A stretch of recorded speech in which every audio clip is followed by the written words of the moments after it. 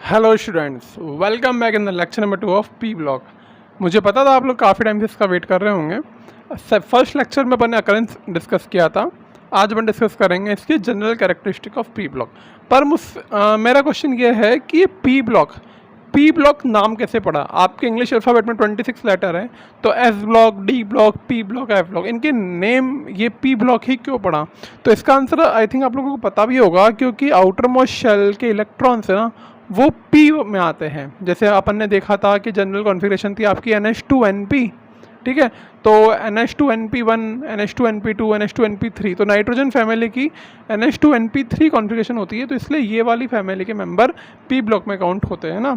वैसे आप लोगों को याद हो, कॉन्फ़िगरेशन वाला पार्ट अपन ने डिस्कस कर लिया था थोड़ा बहुत, फिर भी अब डिटेल में मैं आपको कॉन्फ़िगरेशन लिखना सिखाऊंगा, क्योंकि वो कॉन्फ़िगरेशन लिखने के साथ आपको काफ़ी सारी नई चीज़ें यहाँ पे पता लगने वाली है। तो जल्दी से अपनी नोटबुक और पेन उठाइए और हेडिंग डालिए। आज का हेडिंग अपना general characteristic of P block element, या स्पेशली बात करूँ तो नाइट्रोजन फैमिली के एलिमेंट की बात करेंगे अपन। तो उसमें आएगा इलेक्ट्रॉनिक कॉन्फ़िगरेशन। नोट डाउन करिए कि इलेक्ट्रॉनिक कॉन्फ़िगरेशन कैसे होगी। जिन बच्चों को आती है तो वो खुद भी लिख सकते हैं, अदरवाइज़ मैं आपको लिखवा दूंगा। अगर आपको आती है तो लिखिए, नहीं तो मुझसे टैली करिए। सबसे पहला एलिमेंट था आपका नाइट्रोजन, ठीक है। इसके लिए आपको नंबर याद होना चाहिए। नंबर होता है 7। तो इसकी कॉन्फ़िगरेशन होगी 1s2, 2s2, 2p3। फिर आपका होता है फास्फोरस, नंबर है 15। अब इसकी कॉन्फ़िगरेशन लिखने के दो तरीके हैं। देखो, एक तो हो जाएगा आपका 1s2, 2s2, 2p, 2p6, ठीक है। अब आपका सेकंड पीरियड कंप्लीट हो गया। अब नाइट्रोजन आपका होता है थर्ड पीरियड में, तो यहाँ पे आएगा 3s2, 3p3। अब देखो, या तो ये तरीका है लिखने का, या फिर एक काम करें अपन 1s2, 2s2, 2p6, ये कॉन्फ़िगरेशन होती है आपकी नियॉन की। ये आपका सेकंड पीरियड कंप्लीट हो गया, तो आप चाहो तो इसको ऐसे लिख सकते हो, नियॉन आगे 3s2, 3p3। इस तरह से आप इसको नोट डाउन कर सकते हो। नेक्स्ट एलिमेंट आपका आता है आर्सेनिक।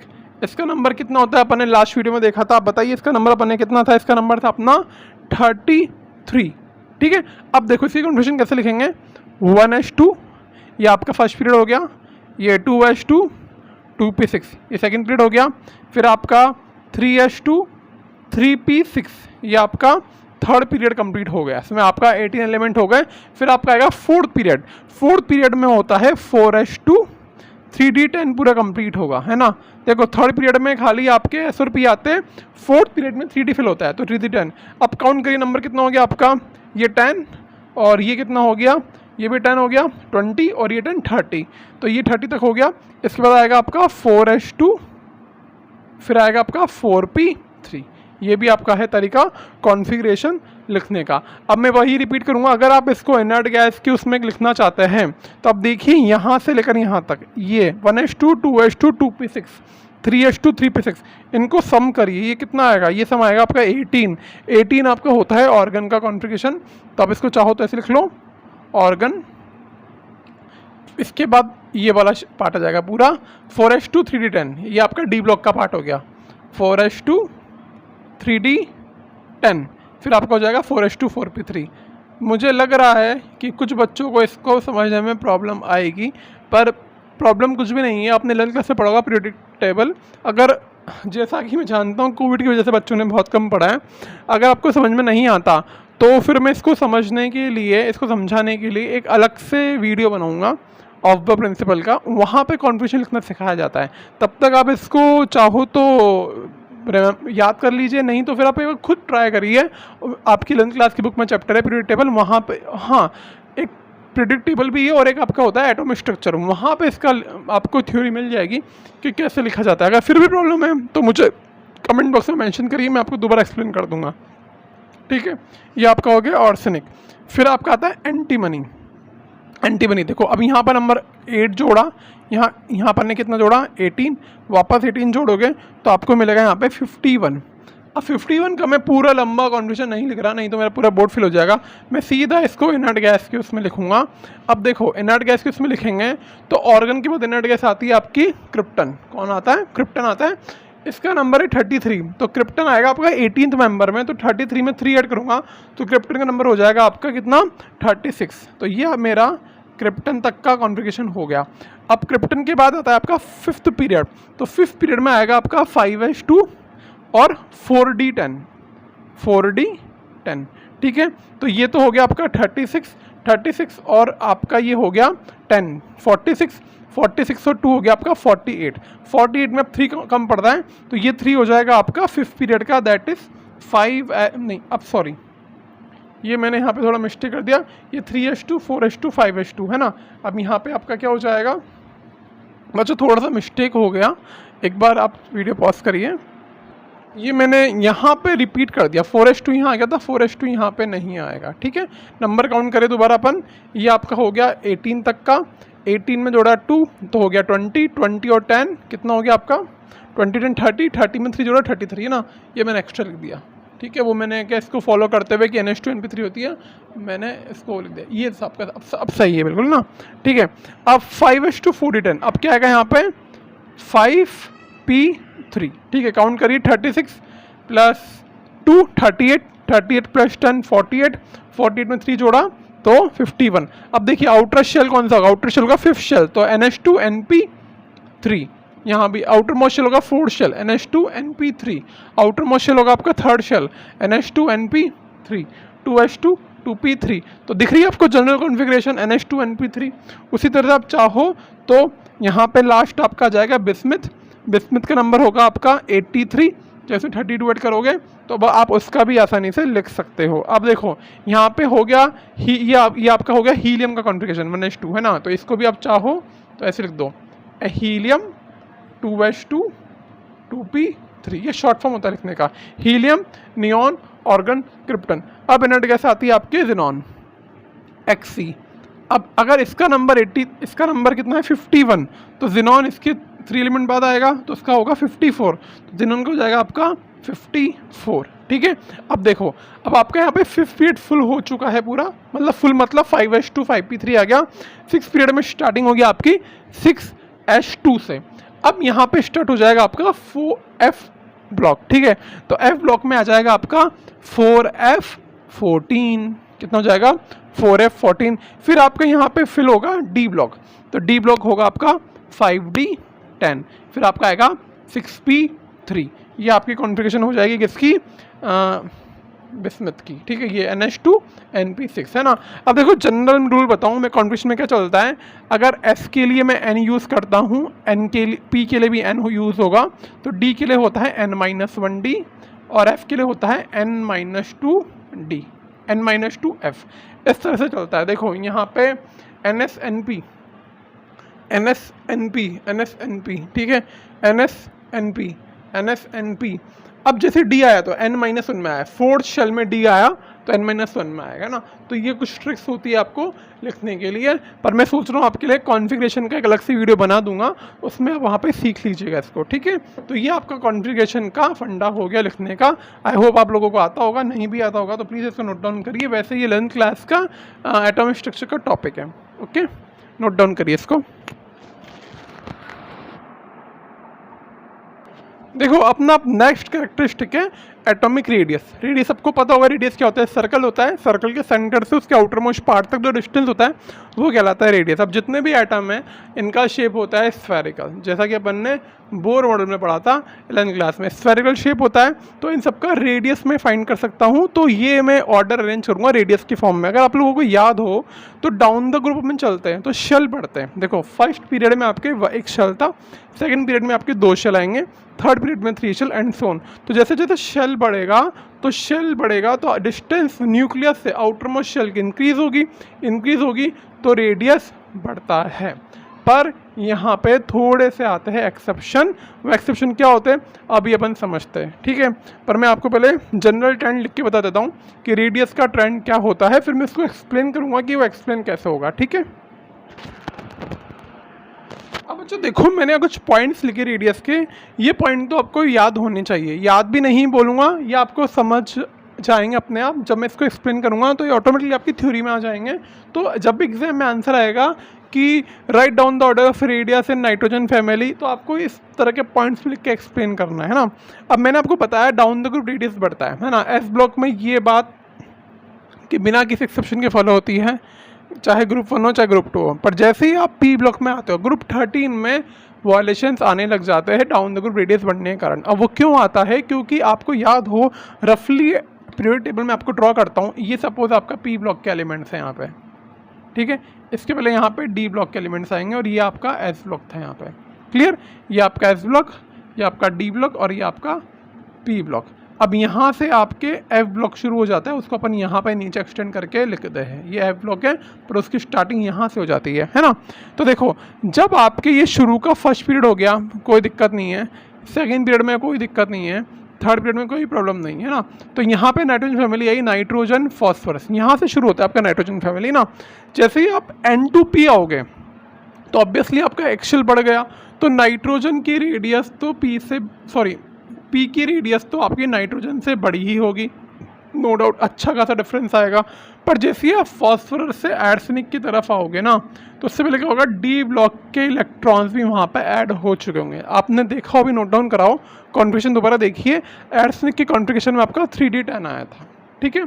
तो यहाँ पे P2 आर्सेनिक जितना डिफरेंस आना चाहिए था उतना नहीं आता है, यानी कि N2P में ज़्यादा वेरिएशन आता है, रेडियस में ज़्यादा इंक्रीज होती है रेडियस, पर P2 आर्सेनिक में बहुत मामूली सा चेंज आता है रेडियस में, ज़्यादा इंक्रीज नहीं होती। इवन अगर बोरोन फैमिली की बात करूँ तो बोरोन फैमिली में तो एल्यूमिनियम के नीचे आने पे रेडियस कम की जगह थोड़ा सा डिक्रीज या बराबर सा आ जाता है, ठीक है। तो वो क्यों होता है? वो होता है due to D and F block electron. अब देखो इसकी वजह से क्या होता है। अब मैंने यहाँ पे वर्ड लिखा है एक पुअर शील्डिंग। पहले मैं आपको ऊपर का पढ़ के बता देता हूँ कि मैंने ऊपर के पॉइंट्स में क्या लिखा है। Atomic radius increase on going down the group, सही बात है। The increase in atomic radius from N2P is much more than increase in atomic radius from P onwards. जितना ज़्यादा N से P में बढ़ा उतना ज़्यादा P के बाद में नहीं बढ़ता।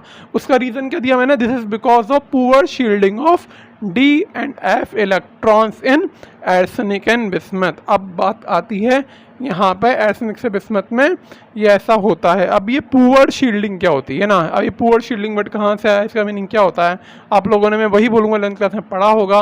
पर जैसा कि मैं जानता हूँ जो इस ईयर बच्चे 12th में है उन्होंने लास्ट 11th का नहीं पढ़ा due to XYZ factor and covid reason also.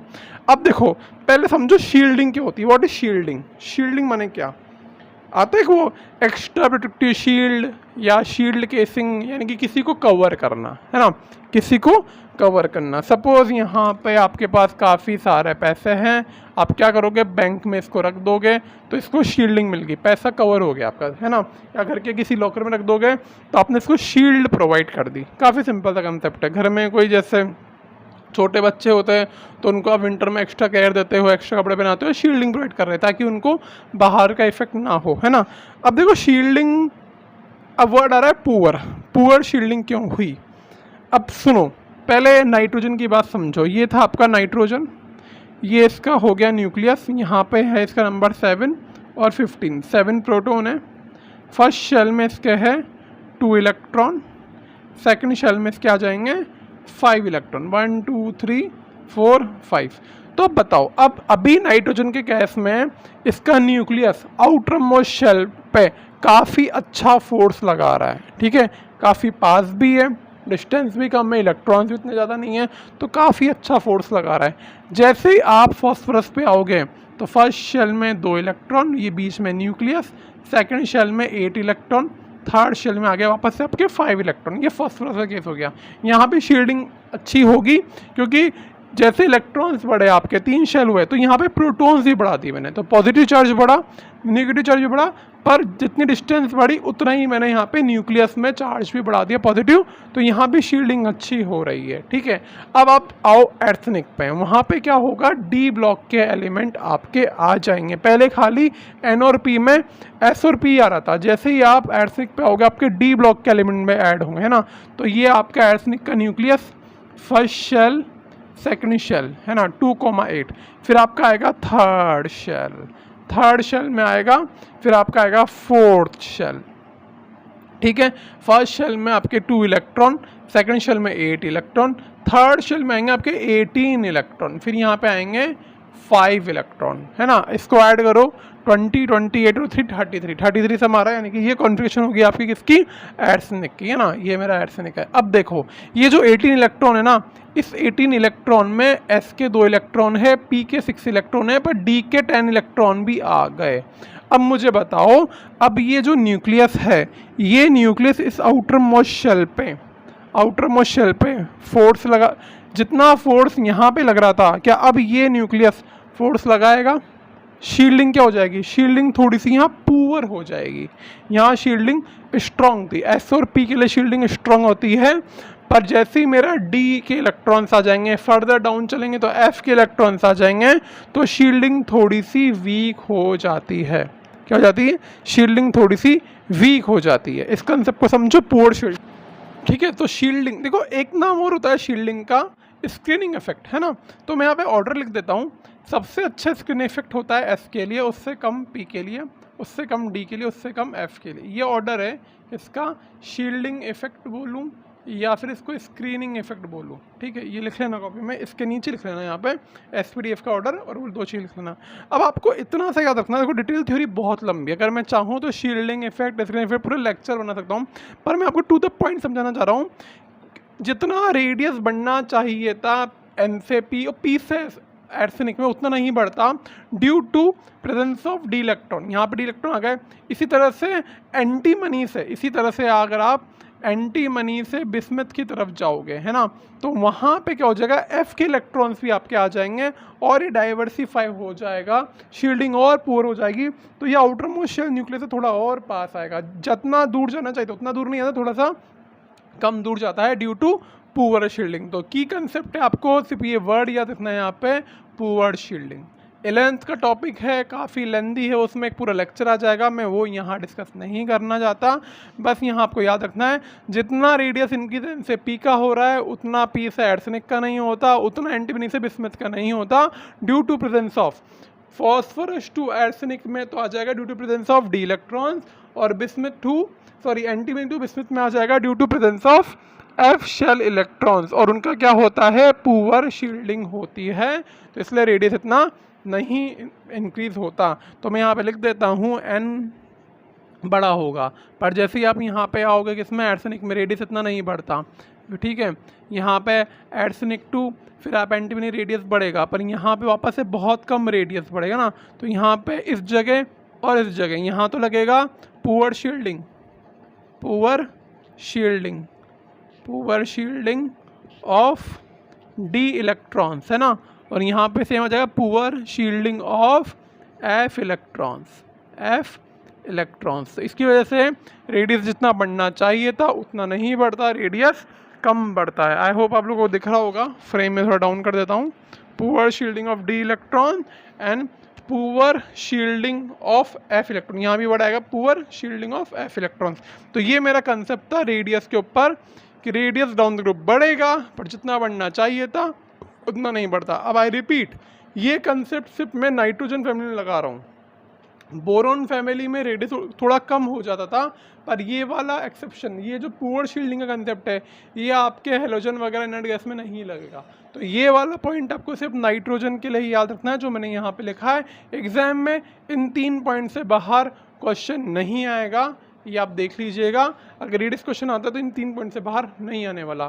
तो आज के लिए इतना ही, ये छोटा वीडियो बना रहा हूँ ताकि आप जल्दी से ग्रैप्स करो।